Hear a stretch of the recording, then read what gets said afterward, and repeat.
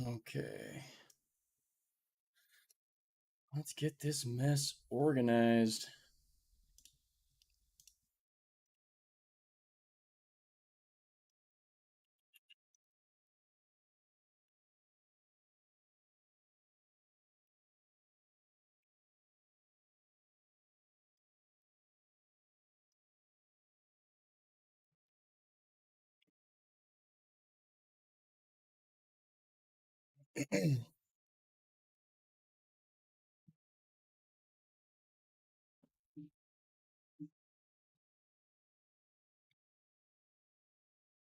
Alrighty, guys.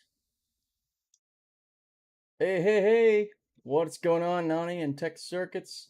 Getting all this set up, so give me a second to figure my stuff out. This Samsung monitor kind of makes it a pain to set up the stream sometimes. Alright, on X. We're on Tactical Discourse. There we go. I'm going to pop out that chat. There it is.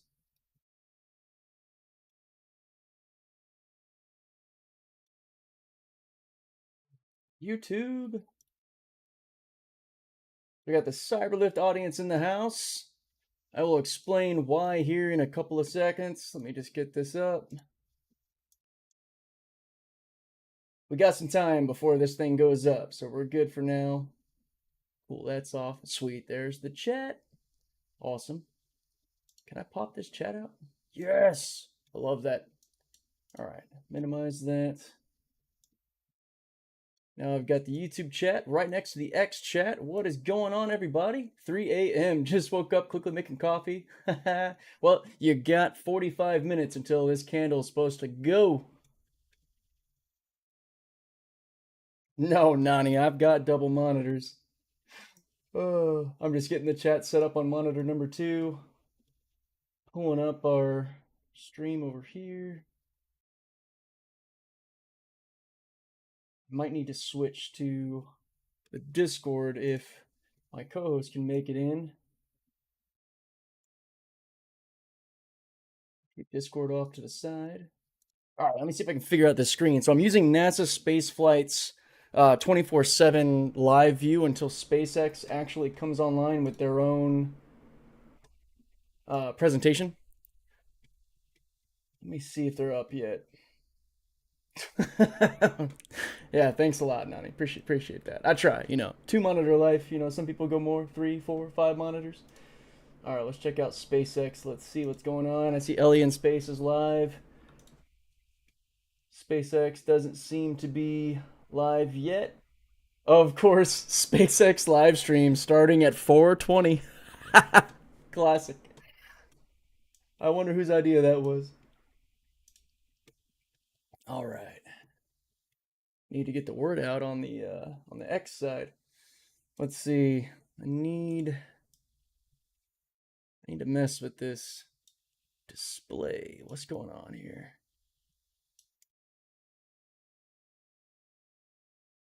Scale filtering, transform, fit to screen.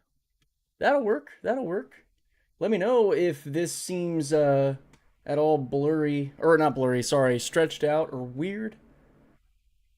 Probably gonna have to go a bit of a unique look here. Can I can stretch that. Okay. We'll just have some negative space there. It's not too bad. Let me see. I'm gonna move my camera over to the other side. Wait, this isn't even live. Let me turn that on. Get this caught up. There we go. Now we've got screen action. Was make sure we're in our highest quality.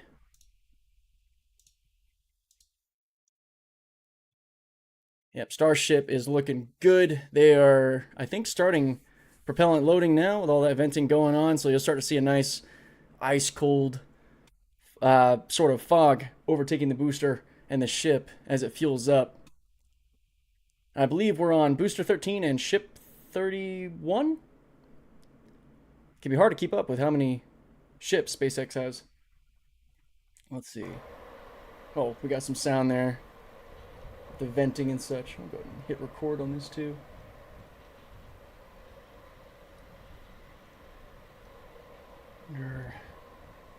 Play around with this screen a little bit here.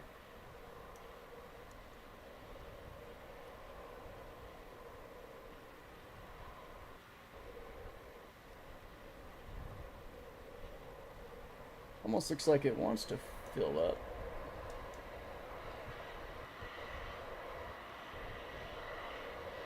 No.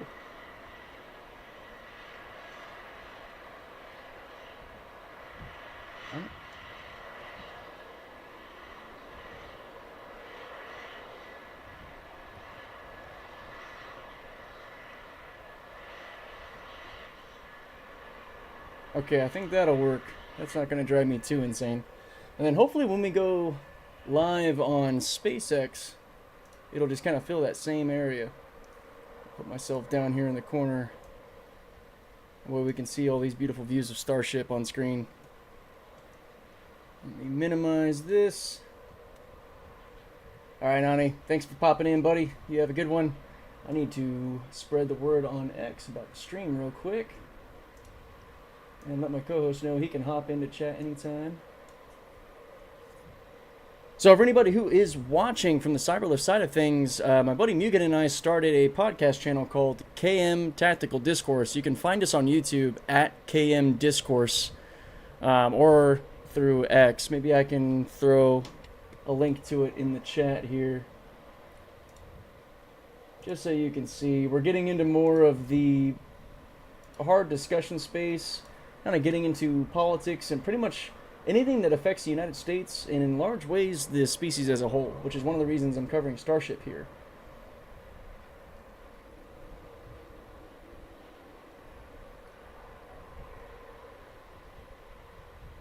Go ahead and link this in. Anybody who's curious or enjoys that sort of thing, you can find us on X here. And it's actually the same handle for the new YouTube channel. We got about 12 subscribers, sort of starting from scratch. It's kind of fun. Alright, let's see. Check on the stream. How's that look? That's good. Oh, we can see it. Alright, you can see Starship, the frost line starting to form. Because they are simultaneously loading the liquid oxygen and the methane in Starship, as well as the booster. They want to keep everything pressurized because that's a lot of weight. You don't want to have, a bunch of fuel going into Starship and then the booster ends up succumbing to the amount of mass that's on top of it. Let me get on X here real quick and share this with everybody.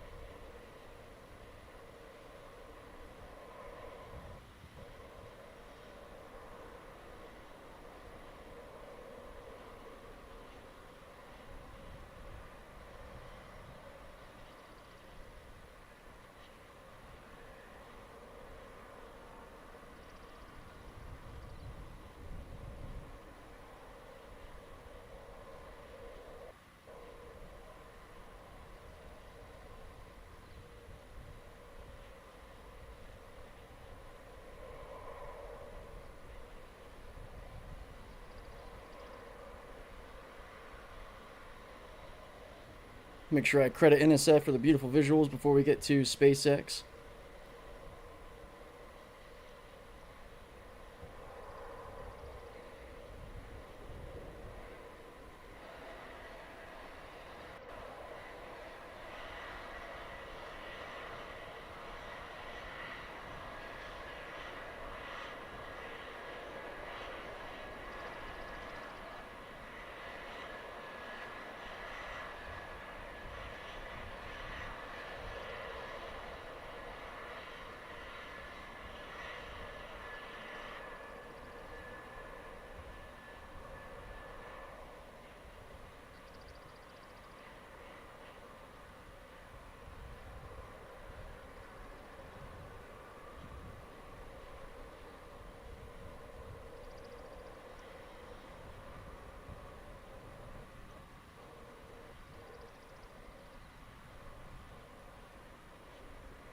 There we go.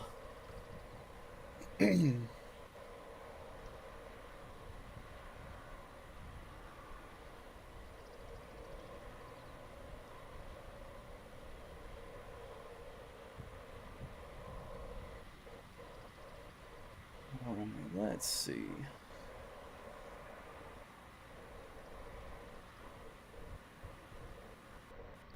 Let me get that YouTube version shared as well.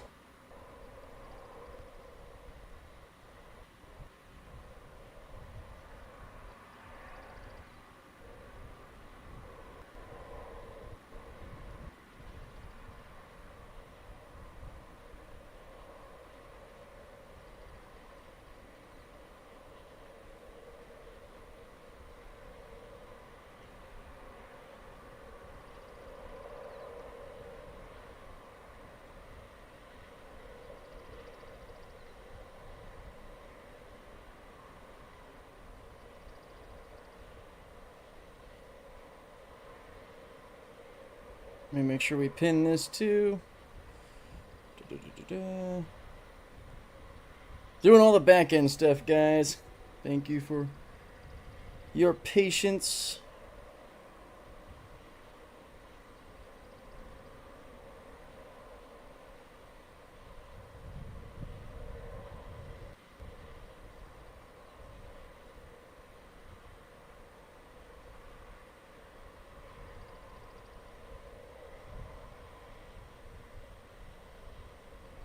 Okay, I think I'm done with all that jazz. Sweet, so be happy to see anybody in the chat. We'll talk Starship, we'll see what's going on. We are 34 minutes out. Let's see what's going on with SpaceX, because they... What time is it? Oh yeah, they should have...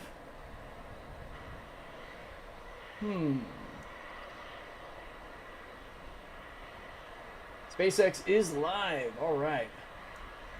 So we are going to transition over to them. Let's close this out. Moments in my time here at SpaceX. Same. Like so many of you, we were in utter shock as we watched that historic booster catch unfold, and we're back today to try and do it all over again. As Kate mentioned, it's been just over a month since Flight 5, making this our quickest turnaround yet between Starship flight tests. Our ultimate goal is to get that turnaround time down to hours. Following Flight 5, the SpaceX team went to work, immediately implementing lessons learned into the vehicle and tower's hardware and software systems for Flight 6. This is what rapid iteration looks like. We gather real data from these test flights and turn around and fly again as soon as possible. This is the process that is bringing us the rapidly reusable Starship that will soon be taking us to the Moon and Mars. Flight 5 proved that we can safely bring the booster back to the launch tower, which is a key factor in driving rapid reusability, and land ship with a high-precision splashdown in the Indian Ocean. We'll be taking you through today's test objectives in just a moment, but first, let's check in with Dan, who is on the ground just a few miles from the pad at Starbase with the best views. How's it going, Dan? Hey, Jesse, it's going fantastic. I got a couple hundred of my best friends out here ready to watch this launch and hopefully another catch today. But welcome everybody back to Starbase for another Starship launch. I'm Dan Hewitt. Got Launch Control Center right behind me. Tower just about 6 miles over that shoulder. It has been a pretty quiet countdown. Not a lot of chatter on the loops right now as we are into prop load, and we are counting down to the very top of our window at 4 p.m. Central Time. So just about 32 minutes from now. Right now, the range is projected to be clear by then. We've got our assets out there making sure land, air, sea, everything around the launch pad and then our flight path are clear before we give the final go to liftoff today. We got through the weather poll. Everything was looking great. A little breezy today, but well within our constraints for both launch and catch criteria. And as you can tell, we're loading propellant onboard the vehicle. You can see those white frost lines starting to tick up as we're putting the cryogenic, the liquid methane, and liquid oxygen out to both of those vehicles. The ship prop load started at about T-minus 49 Liftoff minutes. is in and 30 then the minutes. booster followed T-minus 31.27. What's going on, We're Inez? almost halfway full on ship. Sorry if I said that wrong. On booster, those are both going to continue. Oh, we can see our fuel levels. We're about 50%. 3 minutes, 20 seconds before liftoff on ship. Quite a ways to go on booster. And the booster is going to close out at about 2 minutes and 50 seconds. So we pretty much we're loading up right to that last possible minute, Let me see keeping how it as this dense all and cold as sounds real possible, and then quick. getting off the launch pad. The Before countdown liftoff on startup ship, sequence, fire everything will away look to very go on familiar close if you out watch in Flight about 5, 2 minutes and 50 assuming you seconds, did. so we pretty much are But you're going to see the engines start to ignite at about 3 seconds before liftoff. They're going to start up in 3 different groups. First, those center 13, then 15 of that outer ring, and then those final 5, bringing all 33 Raptors online. After that, we'll see about a second later, and then it'll lift off, so a couple seconds from first light until motion.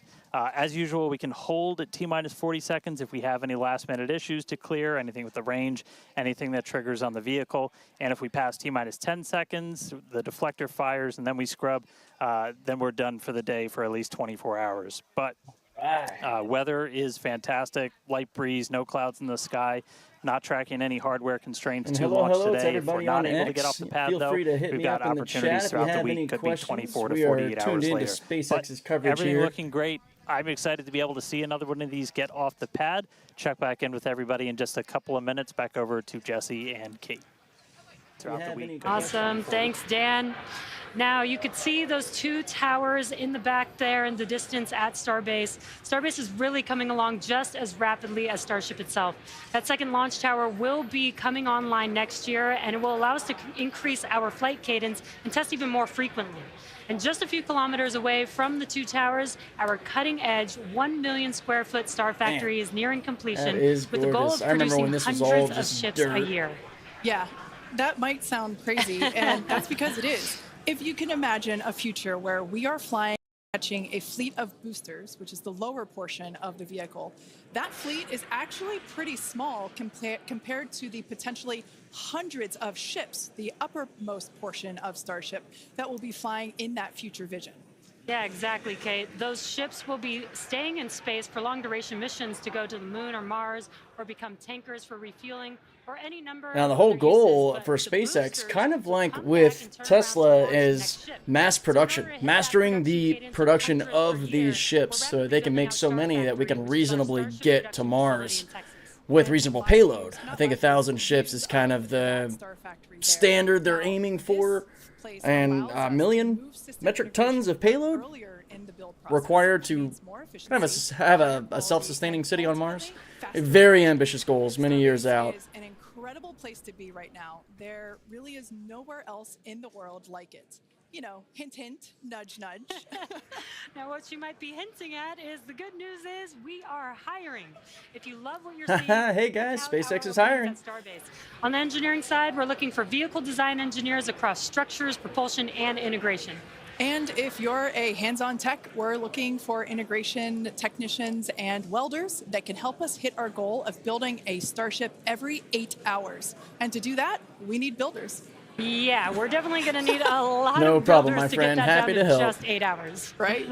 Now, beyond that, in order to keep Starbase growing, we have all kinds of roles, from baristas to HVAC technicians to EMTs. So chances are, if you're looking, we have a place for you. Visit spacex.com/careers to see all of our openings. Every role is critical to the future of Starship. With Starbase growing faster than ever, we can't do it without you. This place is where our future is being built, and that is a future that we are all very excited about. All right, let's dive deeper into the inner workings of Starship and learn more about this flying skyscraper. Starship features 2 major parts, the ship, which has 6 Raptor engines, and the Super Heavy booster, which has 33 Raptor engines. Now, just like flights 1 through 5, the current iteration of Starship is an experimental vehicle flying for development.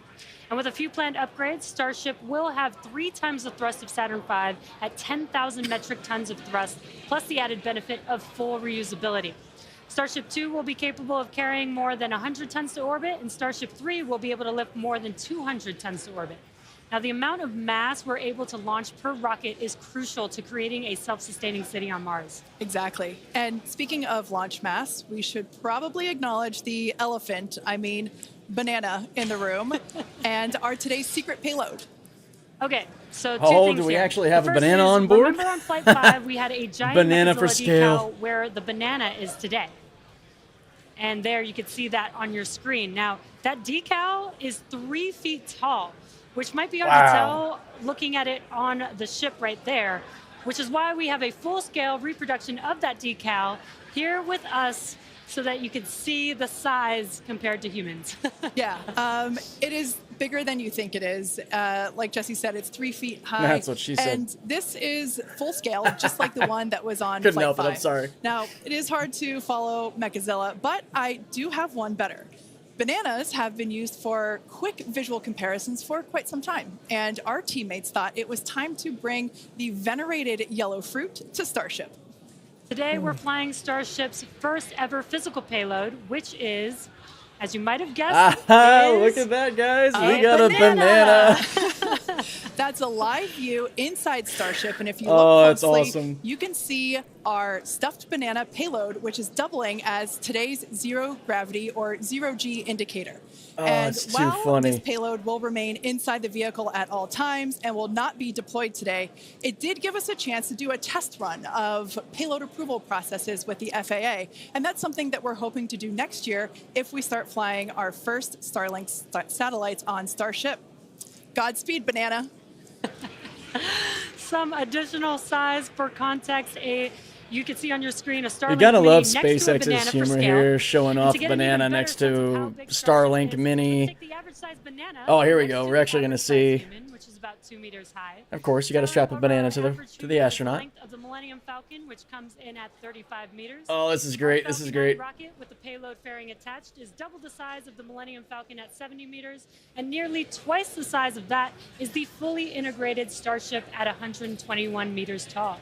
The ship is about 50 meters, and the Super Heavy booster alone stands 71 meters tall. It's wild, and we do guys. have I plans wish to make the people ship and understood booster the even scale taller in the future. of this ship. And when by it might be people, hard to imagine that because it's just to pretty big look at already. that beautiful shot of the Now, Raptor Starship's engines. first stage has a I do want to say diameter just roughly 2.5 when I say people, I mean the world, because this is bigger and more powerful and more capable than the Saturn V rocket that took us to the moon in the 60s and 70s, and yet it's rather niche as far as the community that actually knows what Starship's doing and what it's doing. I've been following Starship since it was started, in Star Hopper 5 years ago and everything, and I'm sure a lot of you have as well, and I wish that excitement was shared around the world, or more well-known, or more mainstream, I guess, but this kind of thing for now is going to remain in the space of us rocket and science geeks, Elon fans, NASA fans, space fans.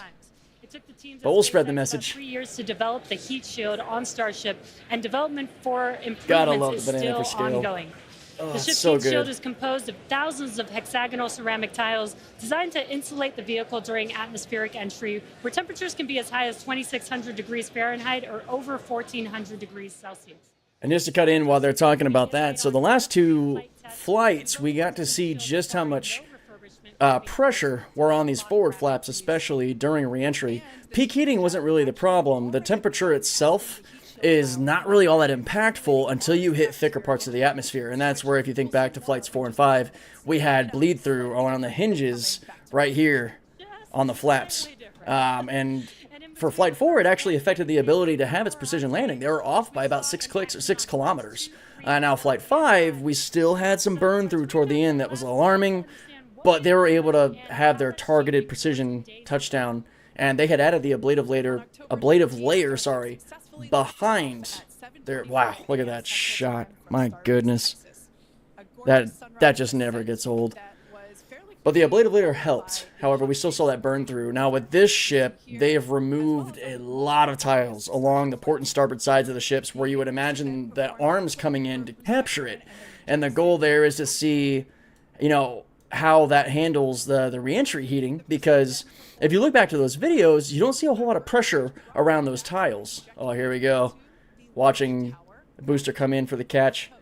And they've also mitigated, hopefully, the concern with the engine flaring or warping on the engine bells for the booster as it came back in. They're coming in more direct this time. They're not going to do as much of a translation.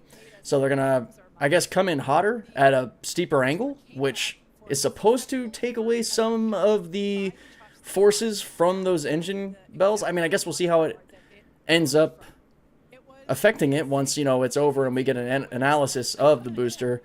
But so right here, so most of these tiles that you see along the port and starboard sides of the ship have been removed for this flight. So you'll notice that, because that's where you would imagine there being some kind of a catch pin system that might have to come out of the ship to, or I guess this way, pop out to be grabbed. And we noticed that the plasma and reentry forces were not as strong on those tiles. So, you know, in true SpaceX, Tesla, Elon fashion, the best part of process is no part of process, which also reduces a bunch of mass, a bunch of weight, which then translates into either vehicle performance or payload improvements, like more payload to orbit because you have less mass. You can actually see here on the side of the ship just how much they've taken off. So it'll be really interesting to see how this holds up. I don't think there'll be an issue. I think they've already seen through the data they've collected on the other 2 flights that the heating and the forces that work against the rocket are not going to be bad enough to cause an issue by taking those off, which is fantastic because that'll eliminate a concern with catching the ship, which they're probably closer to than we even think they are. If they are able to precision land Starship in the ocean like they did the booster, they can bring it back to the tower. But they probably have to figure out a catch system, because with the booster, you have a rail that's going through the entire booster that leads to the 2 catch pins that touch down, and you can't really do that on Starship. Starship's also not as massive or heavy, so maybe externally attached landing pins are possible, or catch pins rather. So we will see. And it's awesome to see everybody hopping into the live stream. Real quick, I'm gonna get the SpaceX audio back up here in a second, but I want to say if you're joining me from the Cyberlift YouTube channel, this isn't something I'm going to do on the Cyberlift channel really going forward. I forgot there's a 24-hour waiting period before a new channel can go live. All that's to say that future Starship live streams and coverage is going to be on the KM Tactical Discourse channel that my buddy Mugen and I started. So you can find us at KM Discourse. Link to the X account is in the chat. And you can also find the YouTube channel the same way. We're getting into hard conversations and things that really affect our country and our species as a whole. And Starship's a massive part of that. And this next administration, I think, is going to really allow Starship to take off, all puns intended. So Mugen and I do plan to cover these launches. And when they come to Florida, I plan to cover them live. We'll try to get him and I out there, and we'll bring you more boots on ground footage like you see from these wonderful creators like Ellie in Space, NASA Space Flight, Tim Dodd, the Everyday Astronaut, and Felix with the What About It team. If you haven't seen those guys, which I'm sure anybody who's watching me has, go check them out, subscribe, they're amazing. And now I'm finally stepping into the ring myself.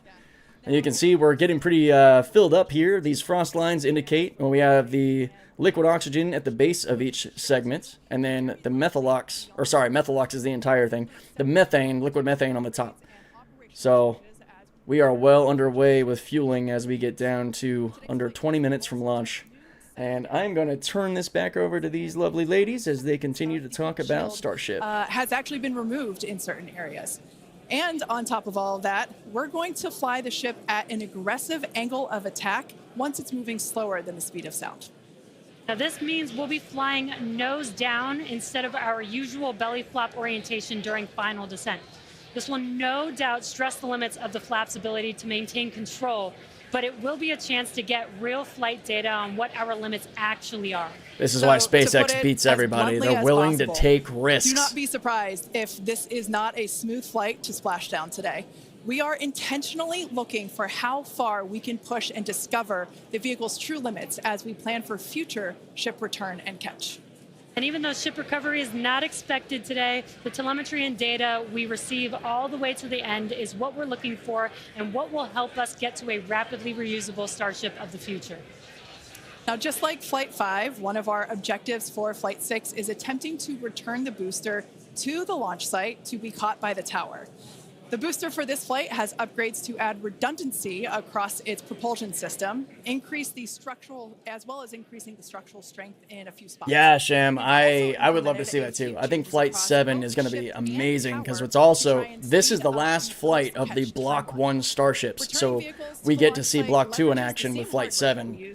And I want to see it all. And in order for us to achieve Landing of Starship that Upper rapid in reusability Australia. that we keep talking about, we need a quick turnaround. So are you hoping to see Starship land near the ocean in Australia? Or, because I wouldn't be surprised if they start bringing it all the way back around to the tower. Exactly.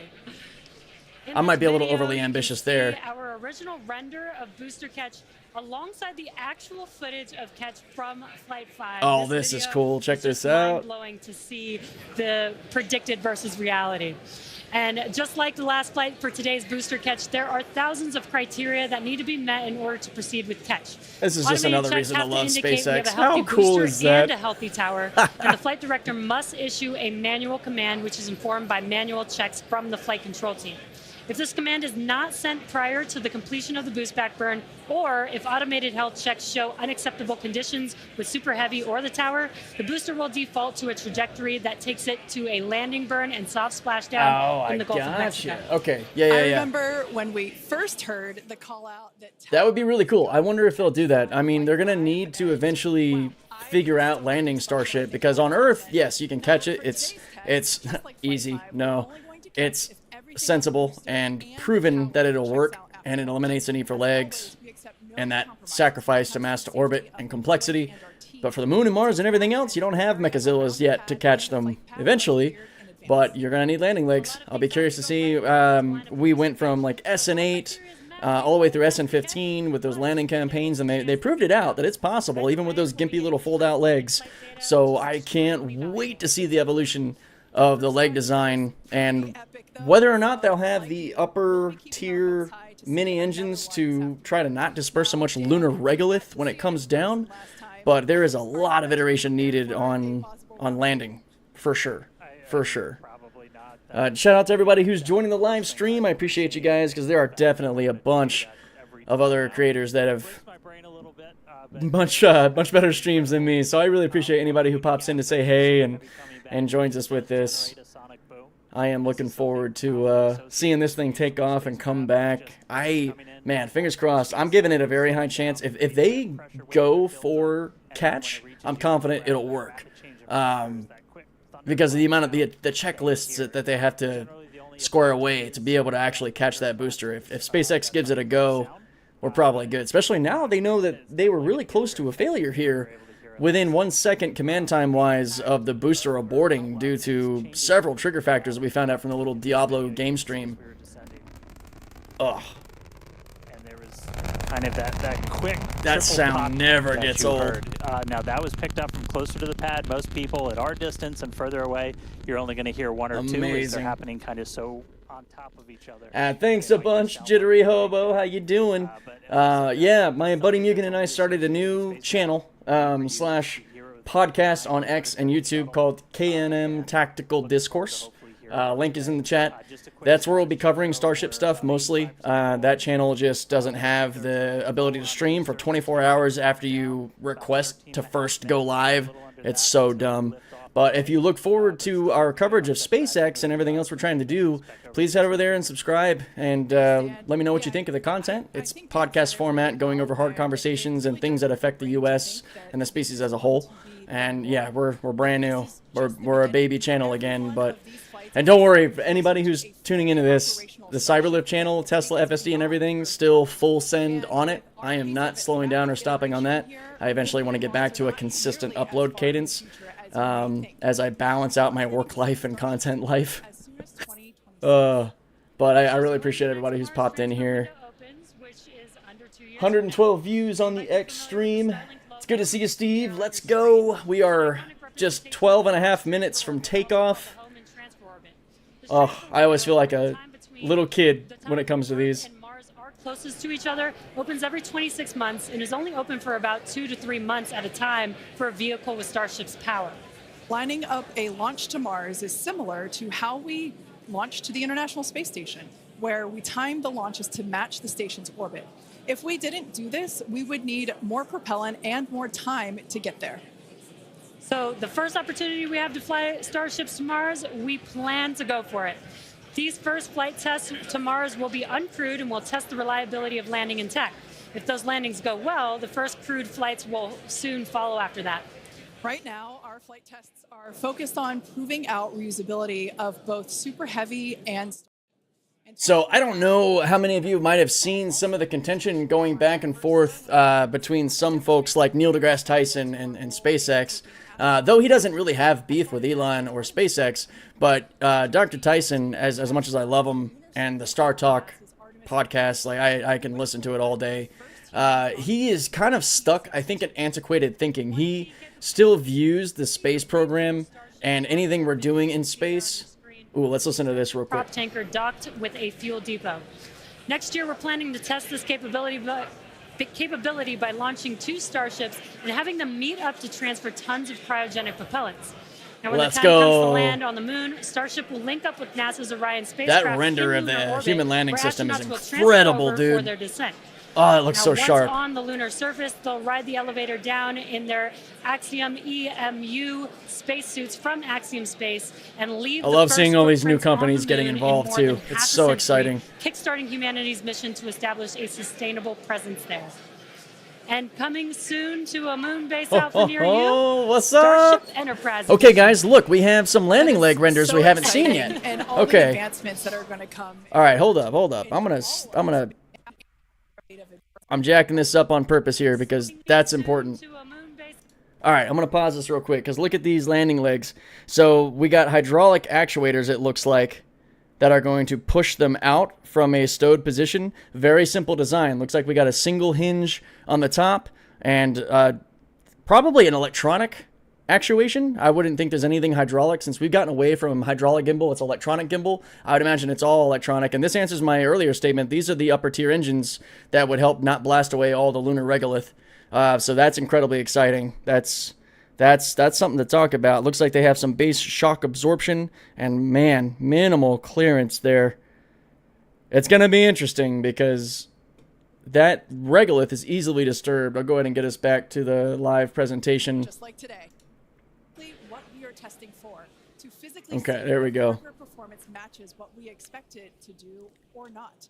Even more with But real quick to finish my thought from earlier, so some folks like Neil deGrasse Tyson and others are stuck in this mindset that you're not going to be able to get anywhere without NASA funding the mission, whether it's the moon, Mars, whatever the case. But what a lot of those folks aren't taking into consideration is the fact that SpaceX isn't beholden to NASA. NASA's a customer.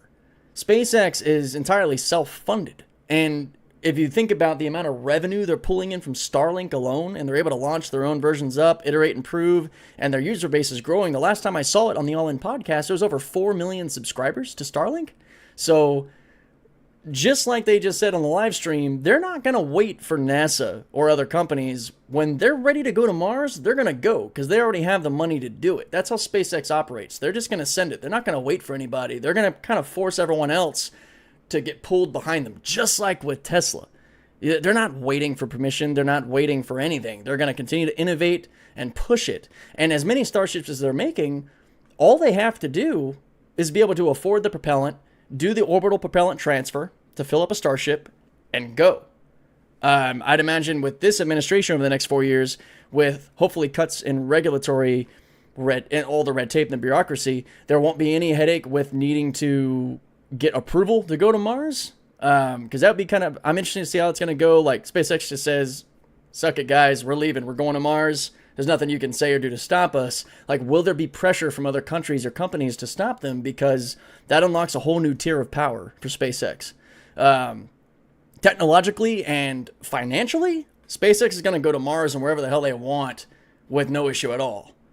It's really the limiting factor is going to be their production and their vehicle capability. It's not going to be beholden to any government agency unless there are laws put in place to limit SpaceX's capable legal reach. So we'll see how that goes. What's going on, Andrew? I am doing good.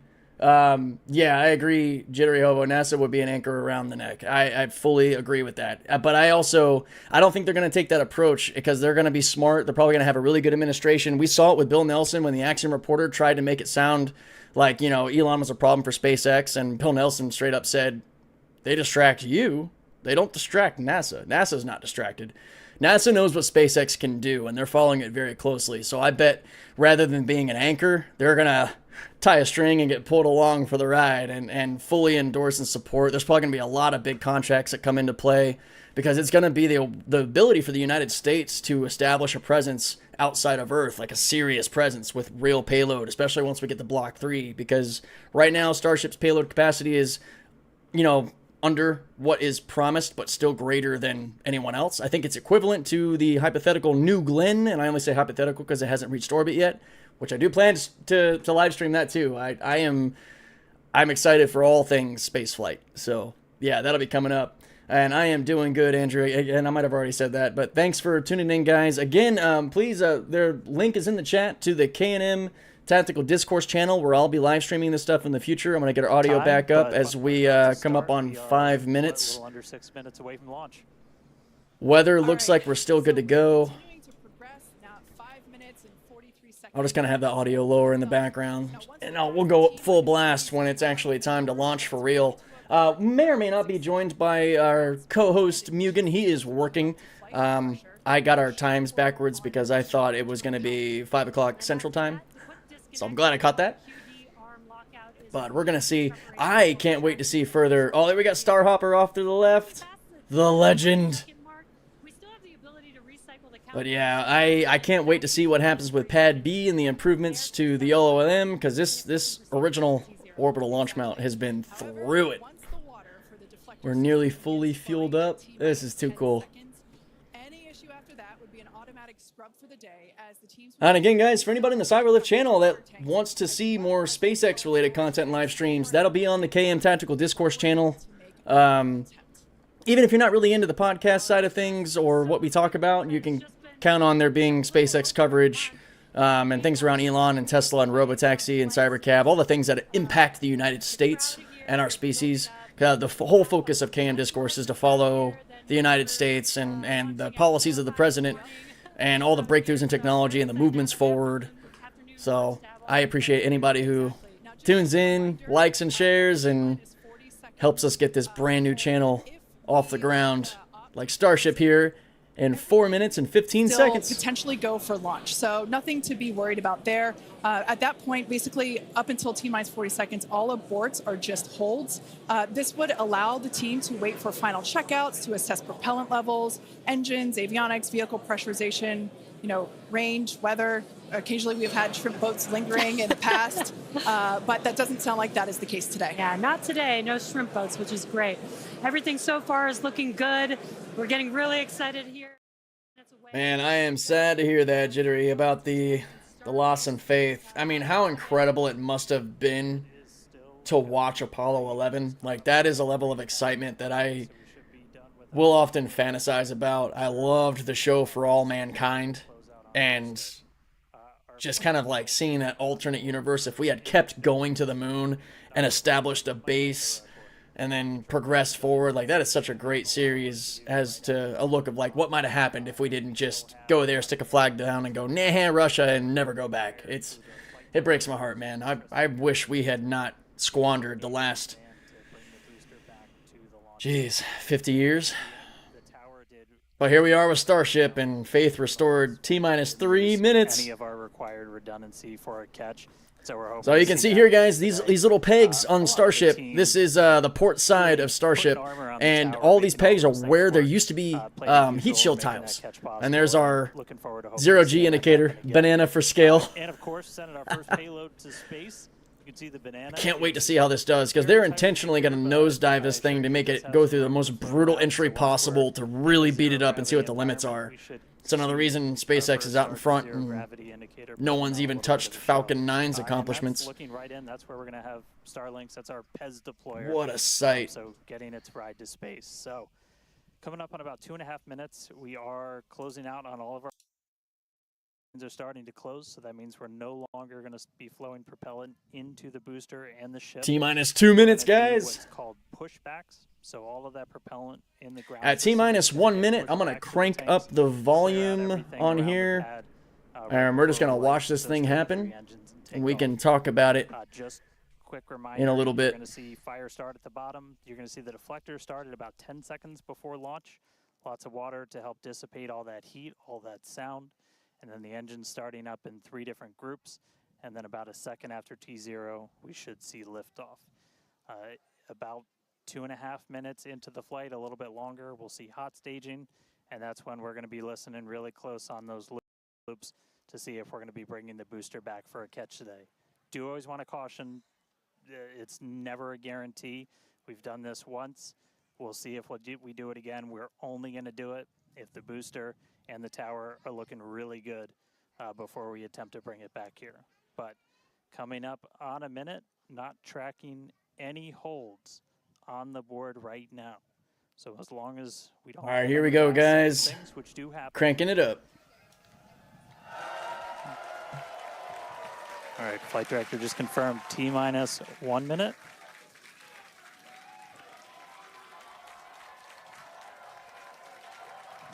Key moment to look at in 10 seconds, that T-minus 40. Yep, are we gonna get a hold? We went right through, baby, let's go!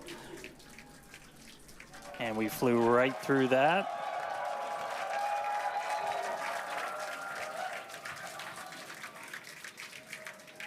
Flight directors go for launch. Let's go, let's go. All right, we're now T-minus 20 seconds until liftoff of Starship Flight 6. This will mark our second attempt to catch the Super Heavy booster at the launch tower. Light this candle, baby. As well 10, 9, 8, 7, 6, 5, 4, 3, 2, 1. ignition. Full engine startup. Oh, baby, let's go.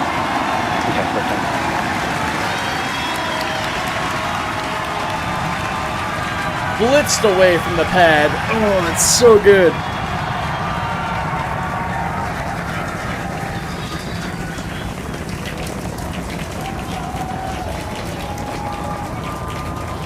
Man.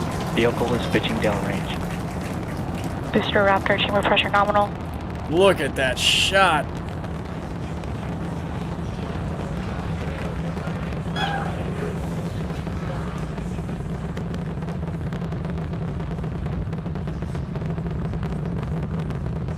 Booster and ship, avionics, power, and telemetry nominal. Already approaching 1,000 kilometers an hour.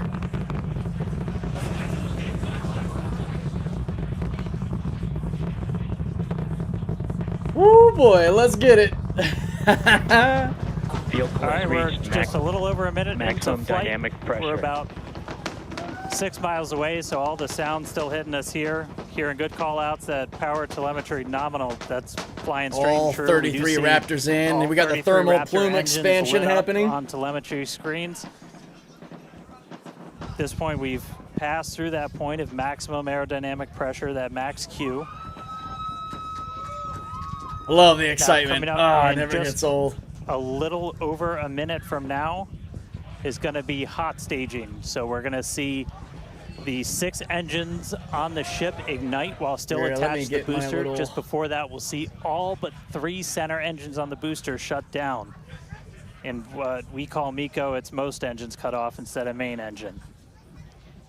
That way you guys can see the And so while we telemetry on the continue ship. to watch it go up, a lot of our flight controllers looking at all the systems around the tower. Again, we have to send a manual command. All right.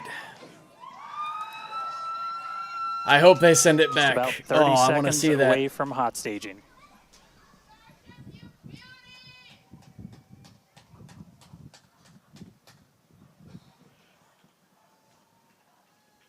Just waiting for that beautiful sequence as the engine shut down. I wonder what kind of visuals we're going to get. That sequential shutdown is just gorgeous. And we heard the tower is go for catch. Booster engine cut off. The return Here we flag go. is set Hot for stage true. set. Ship engine startup. Stage All separation. engines lit back up. That was All right, fast. hot Oh staging my confirmed. god. 6 out of 6 lit on the ship. Booster boost back going. We heard that we are go for catch. Oh boy. Kate, Jesse, taking the Oh, views. Hopefully boy. our booster coming home real soon. Go for catch, From guys. our Go view for here, catch. Dan, great views of planet Earth behind that super heavy booster. Right now it is performing the Ship boost chamber back pressure burn. nominal. Good news there, telling us that the pressures inside the ship are good. That is the second stage or the upper portion of the So vehicle. based on what we're Follow seeing along with telemetry-wise, telemetry the on booster's bottom of going your to screen. cancel its velocity. Yeah, oh, never booster mind. is Now it's currently accelerating. Super Heavy is currently in its boost back burn. This boost back Ship burn, avionics, power, and telemetry nominal. this boost back burn lasts just a little bit over a I think that was a minute, nitrous so purge. We've got a little approximately 30 seconds Yeah, they're left. doing some purging to keep the temperature down. We've had shutdown of that boost back burn. Let's Up go. next will be hot stage jettison. What's up? The view from the camera on the left, or from the booster on the left-hand side of your screen. Don't worry, and then guys, that's just a little tracking cam ice. there on the right. It's just a little side of your ice. screen. We'll see those grid fins. Booster offshore divert. And we can also see that the hot stage has been jettisoned. Yes, visual confirmation of that there on your screen, which is great. Now the next Starship is following a nominal trajectory. Hell yeah, let's the next go, step for guys. booster is going into that landing. Oh, burn. we got a It'll nose light up cone view 13 of those ship. engines, That's and then, new. Hell yeah. Pare down to 3 engines right before booster catch. All right, now Wait. just real quick, we did hear the call out. Maybe not. Boost That might back, have still or been the excuse me, booster. Booster offshore divert. I think I saw a Unfortunately, grid fin that there. means that we are no-go for the catch. As we said before, Oh. both the tower and the vehicle, as well as Damn. the operators on No console, catch, have guys. been No actively catch. evaluating the commit criteria for that return to the launch tower. And unfortunately, we did not have a pass on those commit criteria. So we are no-go for tower catch. Damn. And we did mention that. There We're it is. constantly evaluating the criteria for catch. There's a lot of things that need to go well in order to line that up. Unfortunately, today we will forego booster catch today. But what you're seeing on your screen is ship currently making its way towards the Indian Ocean. Still looking good so far. And we still got a Exactly. live So visual views of the there booster of coming the in, which booster is nice. On the left-hand side of your screen, views of the ship on the right. It's okay, though. It's okay. Now, we've said before that it was not guaranteed that we would be able to make a tower catch today. So while we were hoping for it, like we said, it was pretty epic on attempt 1, but the safety of the teams and the public and the pad itself are paramount. Exactly. So we Exactly. are accepting no compromises in any of those areas. Exactly, and we're still going to get a lot of good flight data with booster even, but especially with ship. Again, we have an additional objective Look at that. today. We still to got a do great an view of the booster coming in-space into the ocean. relight of a Raptor engine, which again will help us set us up So for we have being some able to rotation do deorbit happening. burns, which is Ship chamber pressures are nominal. I'm really, Which- look at that. It's so which trippy is seeing important the, for orbital flights. And what the you're cloud. seeing on your screen is a view from Super Heavy Look at that as wind it's making its shear. way back down to Earth. Yeah, once again, we are attempting an offshore landing of the Super Heavy booster. So we have seen this before, and it is still very fun to watch, watching it come down for a soft splashdown off the Gulf Coast of Texas. engine relights coming You up can see real it there quick. re-entering. We saw earlier those grid fins. There are 4 hypersonic grid fins. There So we we can go. see that the landing burn has begun. Beautiful. on the All Super Heavy. engines lit back up. That is awesome. Same pattern, 13 engines will light, gone down to 3 just as we expected. And what an incredible view of splashdown that we got today of Is your landing Super shut down? Heavy. Here we Yeah, go. I'm sure the buoy cam views will be pretty awesome Aw, once again. we didn't get to we'd see like it go confirm boom. A water landing once again for the Super Heavy Oh, well. booster. Congrats to the SpaceX team for making that milestone as well. Now, ship continues to look good. I think they just saw it go boom. I think that's what that was. While all of that was happening, We got a good shot of one of the aft flaps. That looks like the starboard aft flap. continuing to react to all these amazing views that we're getting. The next milestone is Starship is in terminal guidance. great news there. Starship terminal guidance, referring to what we see here on our screen, the upper stage, at about 8 minutes 35 seconds or so, we have ship engine cutoff, which will be the cutoff of the Raptor engines. I love the new visuals we're getting. Got another purge there. And to the best of my You can knowledge, see those on our purges are to screen, ship eliminate giving us some unnecessary incredible views methane brought or to heat us in those by regions, so you don't have Starlink. an ignition. This view is also very interesting because we can see basically the receding tile line that we referred to earlier, where we mentioned we have removed a number of heat shield Yeah, tiles. Steve, in I order was really to looking test forward out to a catch, and push but the envelope on the it ship is and what it is. demonstrate It's better what to not its have Pad A capabilities get are. annihilated in the Cutoff. process. I can't wait to hear And there we what just caused heard it call out for Seco, to ship abort, engine or caused cutoff. them to abort the catch. Great news there. Everything continuing to look awesome for ship. Full view looking aft on ship here. Ship, FTS is saved. Nominal orbit insertion. There's that call out we were waiting for. Confirmation of good orbital insertion for ship today. It has been a very exciting afternoon so far. We'd like to send it back over to Dan, who can give us that live view experience. Dan, once again, are you let's see okay what after happened witnessing with another Booster. Starship launch? Yeah, totally fine. You guys have to be jealous. This is the only way to do this. This is fantastic. No, it was really cool to see Called out. Liftoff 33 out of 33. Didn't go for the booster catch today. Initially, we were good, and then we tripped a commit criteria and did the offshore divert. So we went and did that water landing, as everybody saw. We'll dig into it a little bit more, but again, we've done it once, we've now done it twice. We're going to keep trying to do it, as this is just a core capability of Starship and what's going to make it so incredible. There's a lot left. We're just about almost 10 minutes into this flight, so about 50 plus minutes still to go. Ship nominal orbit, so it's on its way around like the they're planet. rotating the ship it's going now. to attempt to do an in-space burn. We're going to light We got the one of starboard those flap Raptor again. engines, Look at those the sea-level ones in the middle. Just beautiful to help hinges and demonstrate that we actuators. can relight in that microgravity environment. Really critical for deorbit burns. Actually, as we start no, to do some that's a starboard orbital forward missions, flap. in the not too distant future.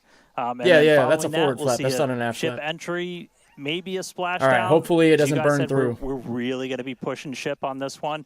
We're pretty much intentionally putting it in places where we expect it might not do so great, and all that's to try and help us learn, see if we were a little too conservative, and then maybe that opens up more capability for when we start catching them. But I'll check back in with everybody in a little bit. I'm going to tune in and watch the ship fly around planet Earth, and hopefully we see it re-entering in the not too distant future. Back over to you guys. Thanks, Dan. Development testing by There we definition go. There's is an aft unpredictable, flap. which It's we much saw bigger, with super including the heavy mysterious splashing down in the Gulf tiles of at the Mexico base of it. today, but that is exactly why we test. As is standard for these tests, the area around the pad and along the flight path was cleared prior to launch, and we expect Back the to road forward and beach starboard to flap. remain closed until further notice. Yeah, testing development flight hardware in a flight environment is what enables our teams to quickly learn and execute design changes and hardware upgrades to improve the probability of success in the future. Please do not attempt to approach the booster in the water for your safety as well as for that of our team that will be working on recovery. Exactly. Now, Let's not do we that. are going to continue, though. The mission is not done. Exactly. The mission's not over. Ship is still coasting. But it has been nonstop since liftoff, and with the booster having completed its job for the day, we are going to take a short break for the next 35 minutes or so while ship continues to coast before re-entry. Now, as with previous flights, Starlink may enable us to talk to the ship through re-entry with no communication blackout. Now, we are still testing Starlink during this phase of flight, so nothing is completely certain. Yeah, so if we do have views, we will be sure to bring those to you live. And of course, one of those views include that of our, as we said before, surprise payload, the banana. And we are looking forward to it. So we're going to come back in a few minutes, around T plus 35 minutes. Yeah, exactly. Views or no views, we'll see you back here at T plus 40 minutes for our coverage of Starship's re-entry, flip maneuver, landing burn, and hopefully see a splashdown.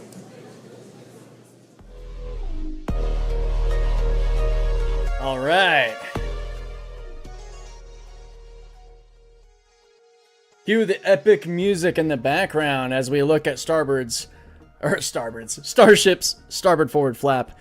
So yeah, kind of sad, guys. I was hoping to see a tower catch, but it's good though because we don't have Pad B up yet. We don't have that redundancy just in case there is something that goes wrong. And another way to look at it is we've already got proof of concept with the first booster coming in with a picture-perfect catch. So it's not a question of, oh, I don't know if they can do it, guys. It's more so just being cautious. There's no reason to damage the tower and set back the ability to launch when we're probably still a couple months away from Pad B being finished. Just given the amount of work they're putting into the flame diverter and the new launch mount. I can't wait to see that when it's done. Oh, What happened? A little stream hiccup? Hopefully the audio was good. There we go. We got some Starship views, so we can just chat about Starship. You can see, so this is the port side from the port forward flap, and you can actually see down here, right where the T plus clock is, this is the section of tiles that was taken away. And it might not seem like a lot, but when you think about the scale of Starship, that is a lot of weight taken away from the ship, a lot of mass reduction, which, hey, maybe that was part of it. Maybe there was a miscalculation in ship and booster performance because of the reduced mass, and it just messed up calibrations. I don't know, totally speculating, could be way off base, but I'm really curious to see what the reason was for booster not coming back to be caught, because we had flawless engine execution from what we saw. Oh, did we actually get a port side view of the aft flap? Yeah, that's port side aft flap, or rear. You can tell because we don't have our heat shield tiles down here at the bottom on the flap, which is, I think that is probably to test different mating applications, or how it's attached to the ship, to see if the vibrations end up throwing them off or whatever. They're constantly iterating on Starship and booster to eliminate unnecessary parts and to reinforce things that are needed.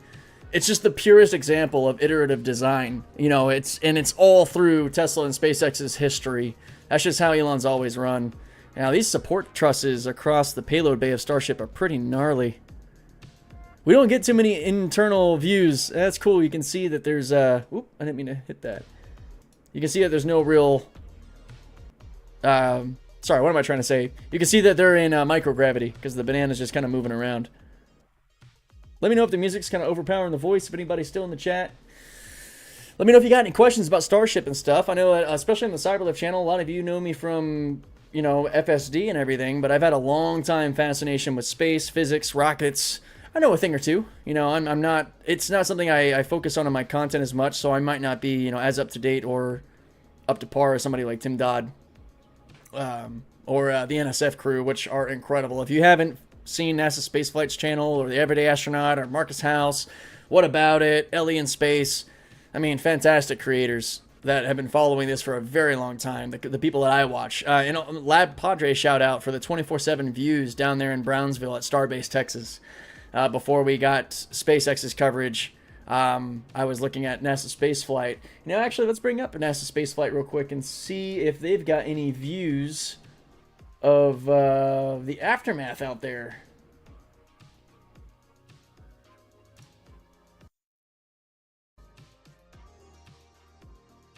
Let's see.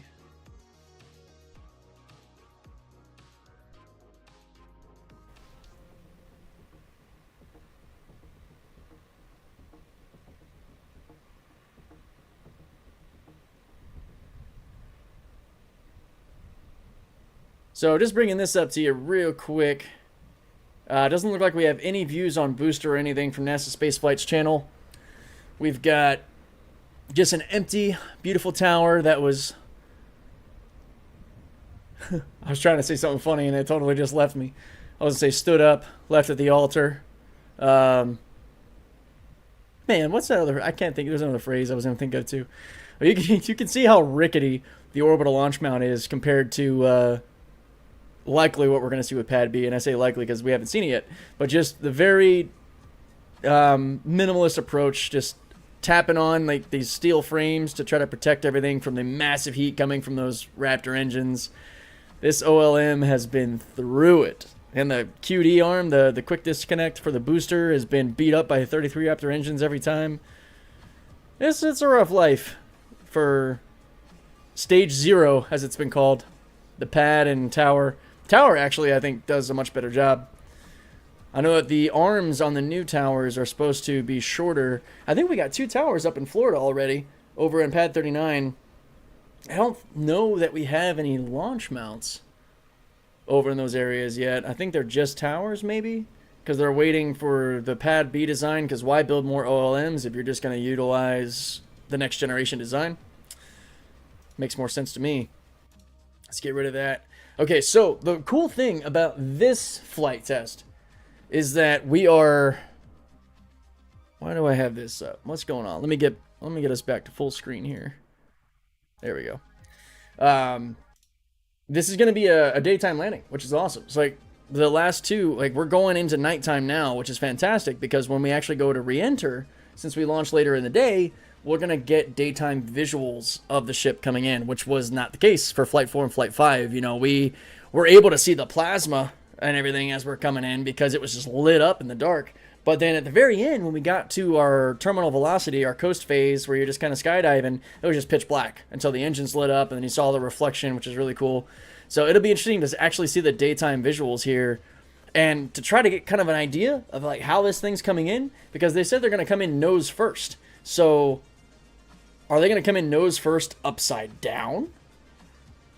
Because if they come in nose first, lee or dorsal side up, then they're probably going to get shredded by the reentry forces. So if you're going to come in nose down, you're going to have to go in belly up or ventral side up.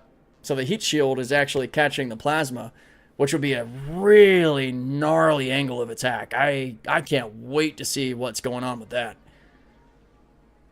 That is going to be insane. Like, if we thought we had forward flap issues on the last two flights, just off the top of my head, I'm predicting these flaps are going to get baked right off the ship or torn off once you actually get to max Q on the way in. I don't know, but we'll see. I don't think there will be any issue where they've taken away the heat tiles. I think that's well protected and fine. Man, I'm curious. We got about 15 minutes until they come back. Let's see what's going on over here.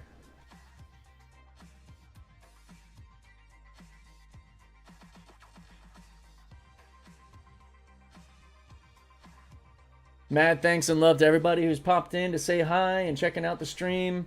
We're in our coast phase right now as Starship makes its way around night side of planet Earth. And we'll be excitedly re-entering during daylight hours, which is really cool.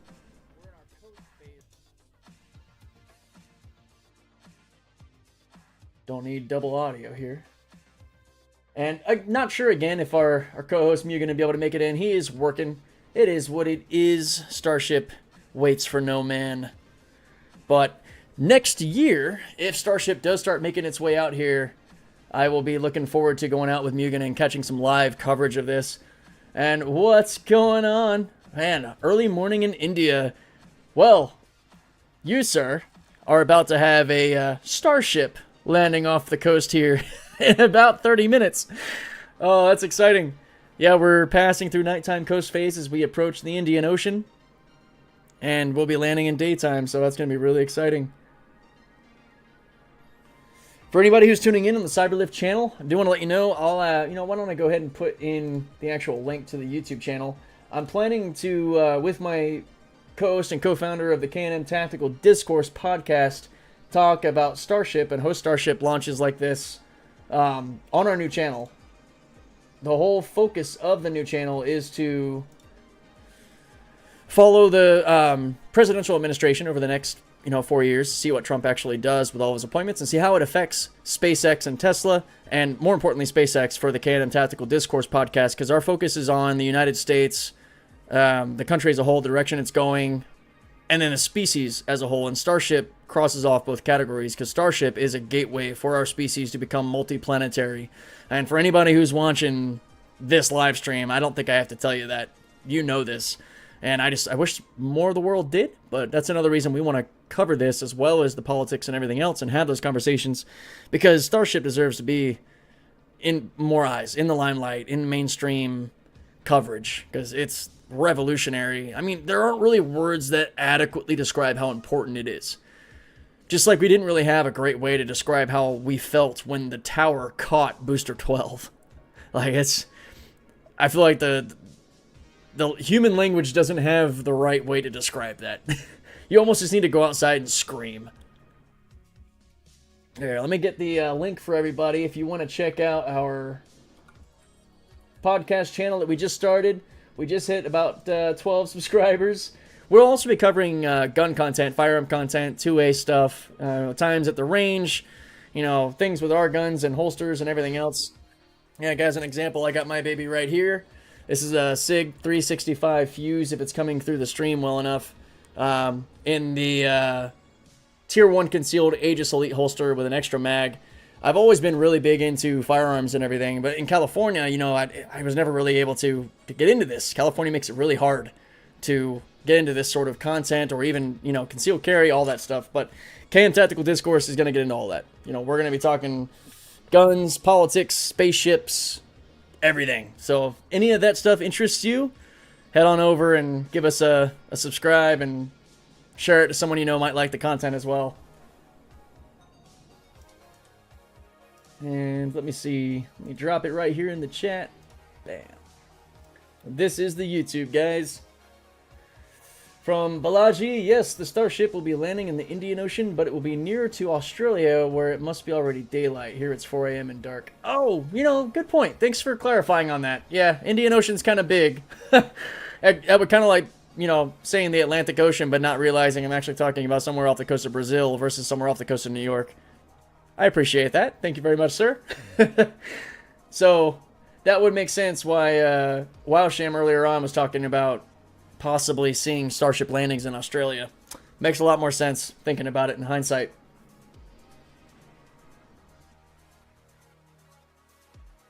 Let's see.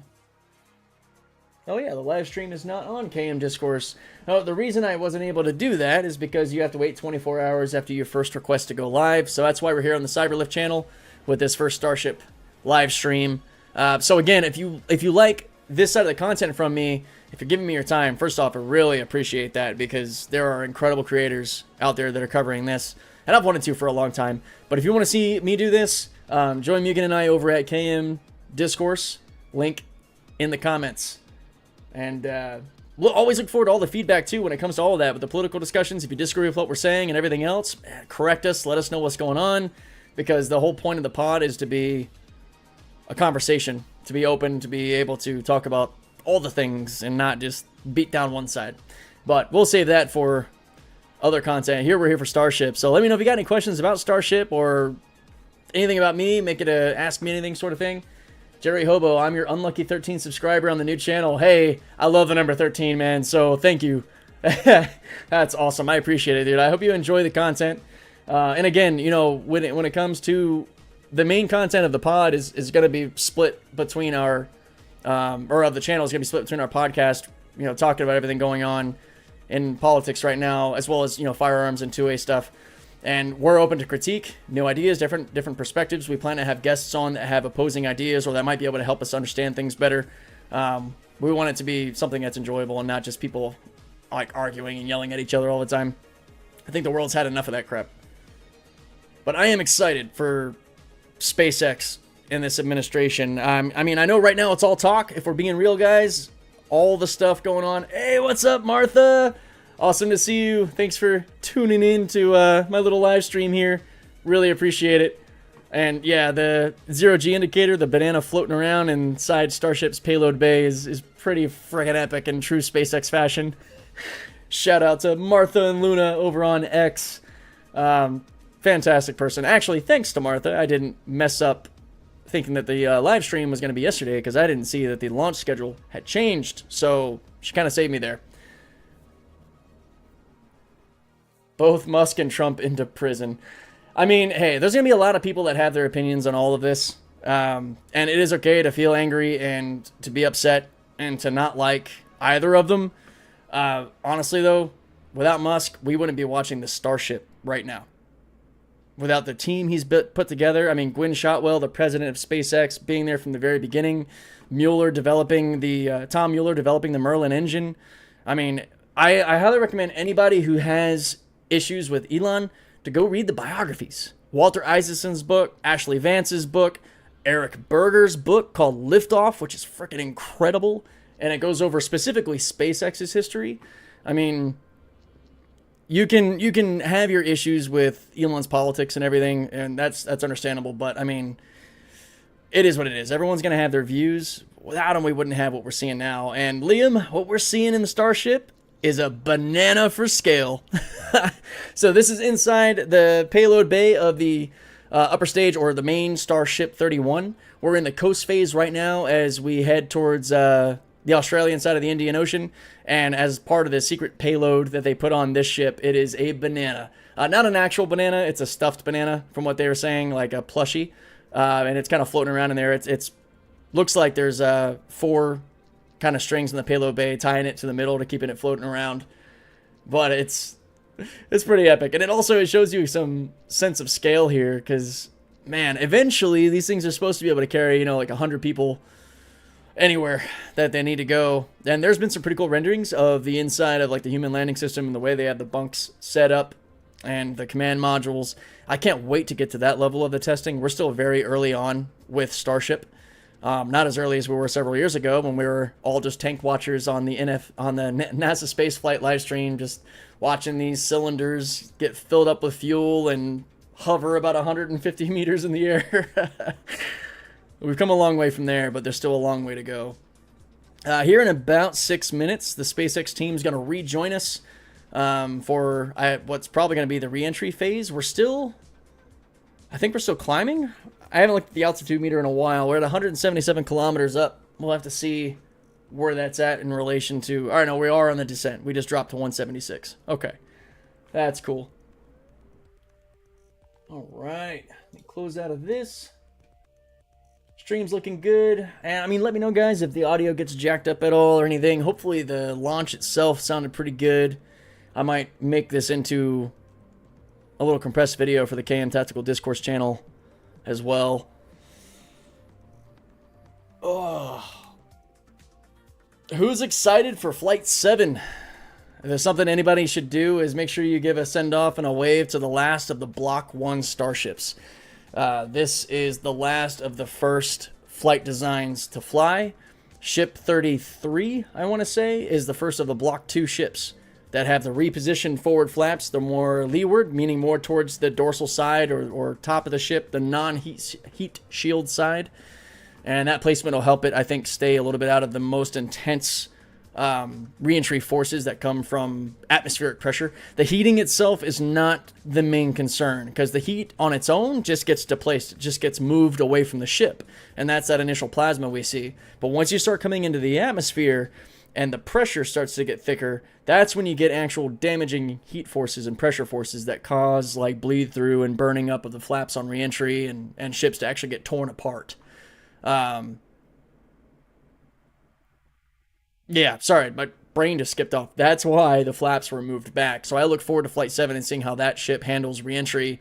With this ship, again, I don't know if you guys caught when they were saying earlier that they're going in at a steep angle of attack, nose first. Now, if you're flying in, we'll use my magazine here as an example. So if the nose of the ship's the round part here, and we're flying in nose first, that would mean that the heating forces are going to start to really affect the dorsal side or the upper side of the ship. That's a problem. That doesn't have any protection. That's how you get torn apart. So what I'm expecting is if they're going to go nose first, they're probably also going to go belly up. So literally coming in upside down, belly up against the reheating forces. I guess we'll see what actually happens when we get our footage back and how they describe it. But I'm thinking this is going to be a nose first, belly up scenario. At Martha, great question. Flight 7 ship looked pretty legit. What will they do with the old ships? So there's a lot of speculation as to what will happen to Booster 12, the first one to ever be caught. I don't know how many of you know this, but the first Falcon 9 booster to land is currently on display outside of SpaceX headquarters in Hawthorne, California. And you can go up to it. It's incredible to see. I really hope that Booster 12 at least gets put in a museum or something, or put on display at Starbase. Just as like the historic, like this was the first booster we caught, just like Starhopper that's still out there as the very first, Raptor test takeoff and landing ship. I think that it should be saved. The rest are likely going to be broken down. The engines will probably be reused on a different ship or moved ahead, because we also have the Raptor 3 engines coming up that are a lot more simplified. While we're waiting, and maybe I can pull up some pictures of like Raptor 2 versus Raptor 3. Just to show you guys the difference. Oh, here's a great image. All right. Let me pull this over here, because I think you should just be able to see it in the middle of the screen here. Let me make this a bit bigger. Well, that didn't work out exactly how I wanted. Here, why don't I just do this? We're just going to save this image. I'll pull that up separately. First time live stream fun, guys. So, this, wherever it went, there we go. This is an image that pulled up in Paint for some reason. Whatever, this will get the job done. So here you have the original Raptor engine and just all of the piping and the mess that it is.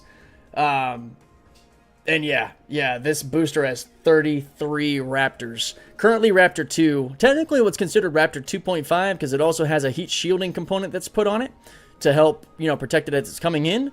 And Raptor 3 to the right, you guys might think is just like an unfinished Raptor engine, but it's not. They, in true SpaceX fashion, and again, anybody who hasn't read it and likes to read, look up the book Liftoff by Eric Berger and just hear the story about SpaceX and their iterative process and how they do things, and how instead of using this multi-$1,000 flange from some contractor, Elon would say, well, no, why don't you go to Walmart and get us a $15 thing that'll do the same job. That's the mindset, is to reduce complexity and to make things as simple as possible. And you're seeing that iterative process here. And it's not necessarily that they've just removed parts. On Raptor 3, what they've done is they've taken this external plumbing, they've gotten rid of a lot of the flanges and crap that they didn't want, and they moved everything inside, which keeps it much more thermally protected as well, much more resilient, and a lot more thrust.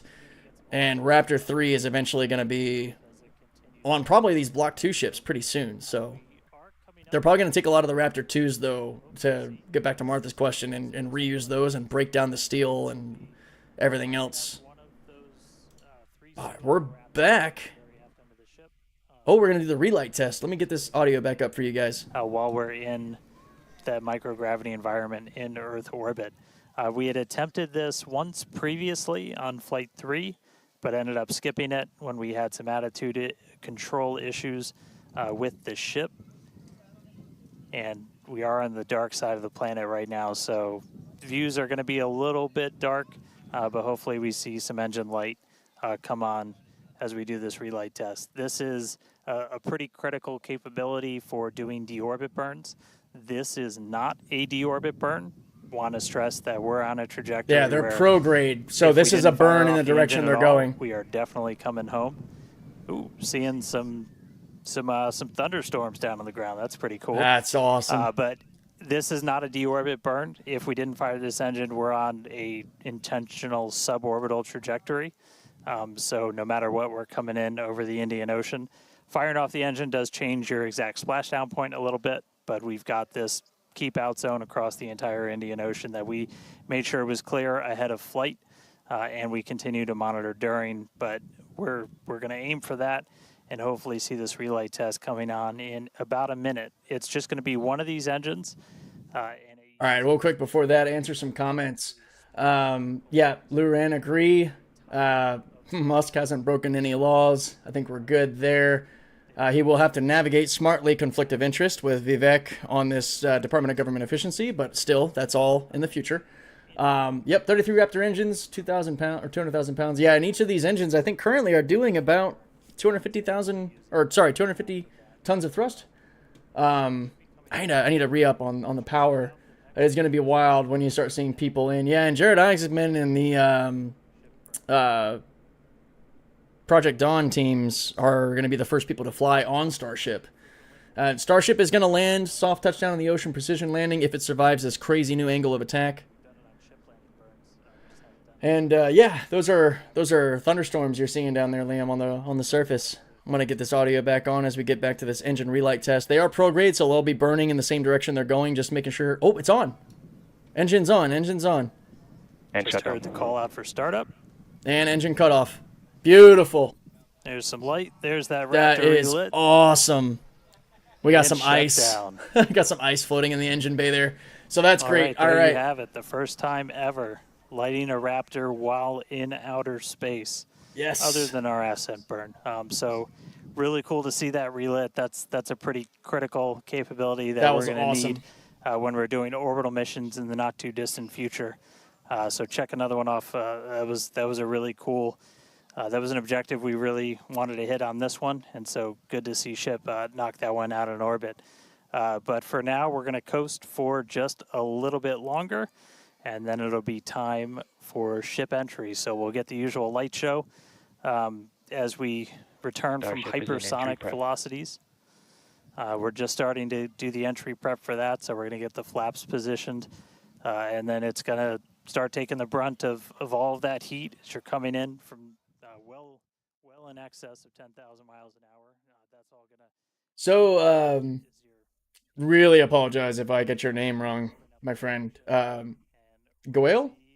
Or, yep, sorry. They are not landing Starship in a traditional sense. They're going to do a soft splashdown in the ocean, so you could say they're doing a soft landing over the water in the same way that they would simulate being caught by the tower. So they're aiming for a precision point, a precision coordinate point to bring Starship down vertically, seeing that it does actually make it through reentry. We're starting to get some light here. Looks like we're coming back to the daylight side of the planet.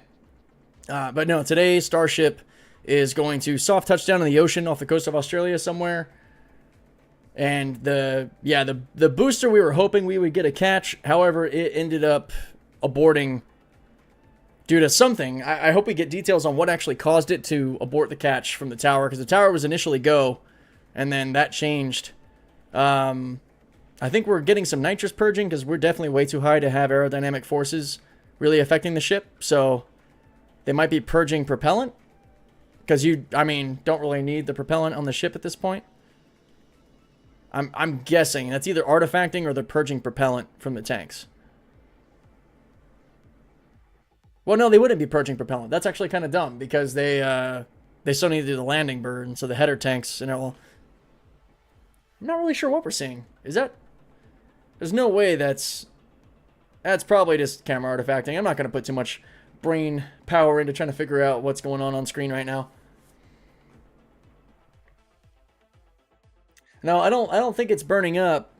They are going to be going in eventually nose first from what they were saying, which would make me think they have to rotate upside down to go in nose first to avoid being shredded by the atmosphere depending on their angle. Hopefully we get some more detail on that.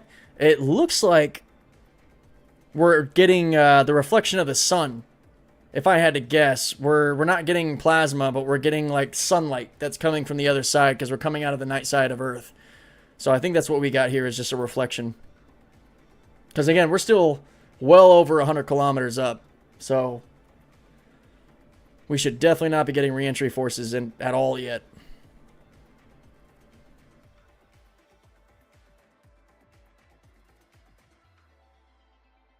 If I had to guess, we're seeing nitrous purge, gas purge, propellant purge. Something is going on from the ship, like the attitude control thrusters. It's throwing out material, which is reflecting off of the daylight or the sunrise and giving us this kind of crazy display we're seeing here on screen.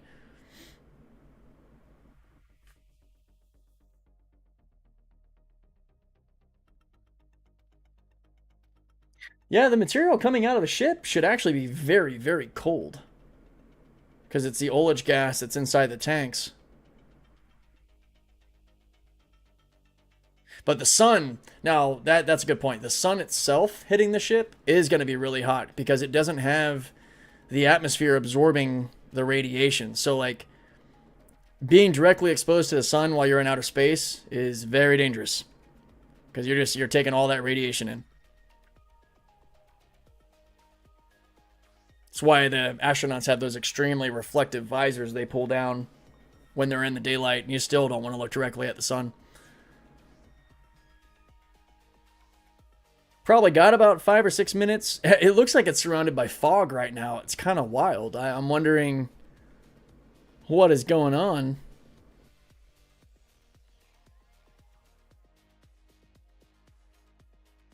Because we're still coming in. About to approach the Kármán line at 100,000 or 100 kilometers.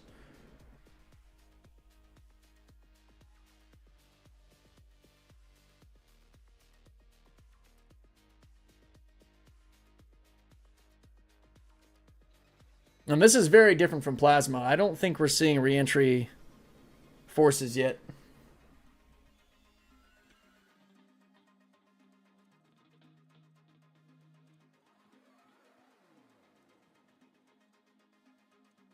Powered by Starlink.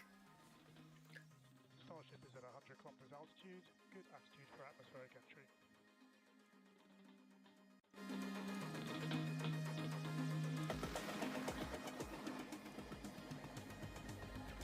Let's go, baby. Now, see, the camera is positioned on the forward port flap, which is why we're kind of, the whole ship seems like it's moving, because the camera is. Looks like the flaps are getting into position for re-entry. I really want to know what our orientation is going to be coming in.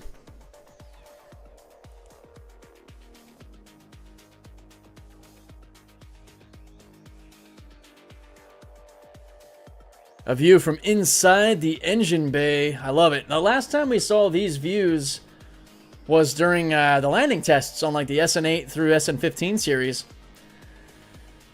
How long until the landing? That is a good question. I think we've got maybe 5 minutes until re-entry. Oh, here we go. We got the forward flap in the middle. We got the aft flap in the bottom.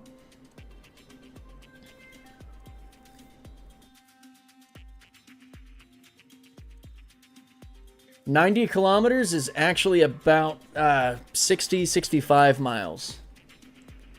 I get you the exact number here. It's 1.61 times difference.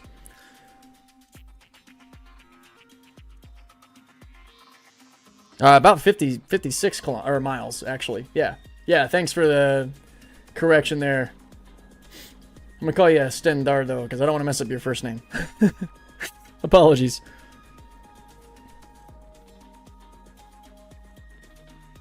Yeah, within the next 5 minutes, they should be coming back online for re-entry.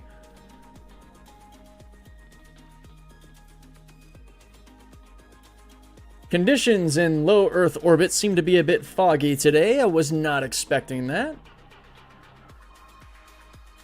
So, top of the screen, we have a camera facing aft in the engine bay. The middle one is the starboard forward flap. And the one we're likely going to look to see if it burns through the hinges. Right about here is the hot zone we've been seeing in the last 2 flights. And, yep, here we go. And this is the starboard aft flap, or back flap. And they've done really well. They haven't had much issue.